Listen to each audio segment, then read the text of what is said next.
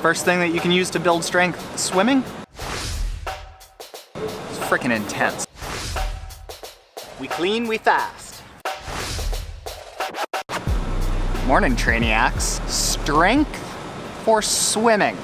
That's what we're gonna talk about, because that's what we worked on today. We're gonna give you 5. Let's go with 5 drills, movements, toys that you can use to build strength in swimming. Now, before you start worrying about, a little bit off level, before you start worrying about building strength in swimming, I'll say that if you are unable to swim a 400-meter time trial without stopping and without getting totally gassed, then you're good to build strength swimming. If you can't yet do a 400-meter continuous set and maintain your breathing, you probably don't have the base of technique enough to be stable enough to do strength.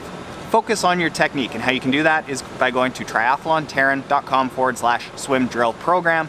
Go through those until every one of those drills is easy. Might take 2 months, might take 3 months. Go through those first. Because if you don't go through those first, you're gonna be really unstable swimming, and instability is gonna lead to injury, not strength, all right? Okay, not what we want. First thing that you can use to build strength swimming, paddles. However, be very, very careful using paddles. If at any point your shoulders feel a little bit twingy, drop them, enough. If you want a really easy paddle to use that doesn't have a lot of resistance and you're new to it, something like this. This is the Finesse Freestyler that has a nice keel that makes sure that your technique is correct. But if you're doing okay with those and your shoulder is okay, you can move up to something like this that has that contour on the inside. Next is our favorite tool, snorkel. Snorkel is really nice because it takes a lot of the variables out of swimming, and it allows you to focus on nothing but getting a really strong catch and working the muscle group, the lower back, the core to stay stable. It takes breathing and lifting your head totally out of the equation so you can focus on a good, strong swim stroke. Band of death. Goes around your ankles, makes your legs drag, increases difficulty. It forces you to tighten up that core and get your feet close to the surface of the water. This is probably the single best swim drill tool that you can have. All I use at the moment is just a tied up old inner tube. Costs you nothing. Last toy that you can use that I actually haven't used in a couple of years, and it's really hard, is you can put on a belt and drag a cable that has 1 shirt, 2 shirts, maybe a bucket. It's freaking intense. Once you start getting really strong and things like this aren't challenging enough, you can add that, but we never have in the last 2 years. Oh, let's just call this a tip, like what we did right now. We did a strength-specific day. So today it was a ton of sculling, a ton of fins, a ton of paddles, a lot of snorkel. We had the band in there. And it got me certainly to the point where I started feeling unstable in my shoulders, and that's when you pull out. But getting yourself to that point is like, all right, you're nearing muscular failure, you got strong, you're getting strong. Don't push it. Now, a couple of things that you need to know as caveats to doing strength workouts. They're really tough. Like I said, if you're feeling twingy at all in your shoulders, in your back, give it up, drop it, that's enough.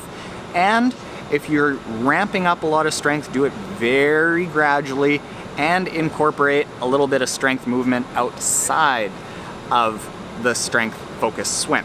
So that's things like the stretchy band that I do, like these things, hanging. Make sure that you're not ignoring the stuff outside the pool.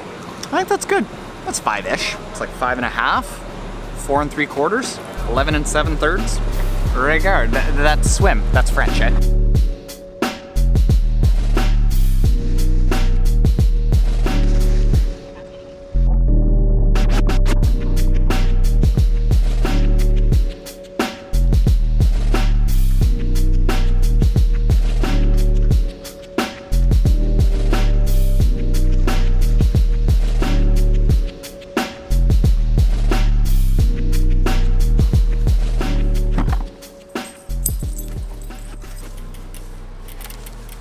Alright, Trainiacs, so this coming Saturday, a few days from now, I've got a charity 130, 140K bike ride that we're doing. Gonna do it on the road bike because it's with a group, and we are using that. Coach Pat and I, training plan, are using this as like big over distance, long endurance ride in preparation for Ironman Austin. So the nice thing about this is that you don't have to do all of your ride on a tri bike and long, right Grace? Long solo miles in the aero bars.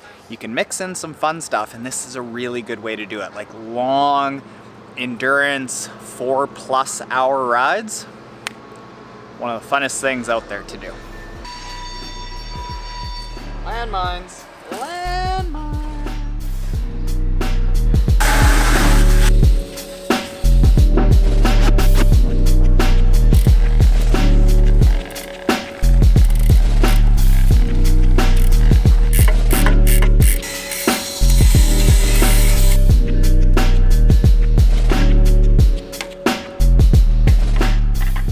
Cheap lube, expensive lube. Road bike, races, expensive lube. Single speed, cheap lube. Lube. We clean, we fast. So Trainiac, something that I'd suggest that triathletes are notorious for is being cautious about burning out. Need my bike. Because it's a very solitary sport, triathletes will often just train solo, long, solo, boring miles, hitting specific power numbers, and ignore the social side of triathlon, the community aspect of it. That's a really good way to burn out, be only into the sport for a few years. If you make it more about the community and how you are taking a part in the community, and triathlon is just something that you do like as a part of being social in that community, you're gonna last a long time. So don't sacrifice a race now for never racing in the future. Do whatever you need to that'll keep you motivated. In my case, it's being around a lot of people. And if that means that I'm gonna do a long ride, not in the aero bars, so be it. All right, come on dogs. Come on.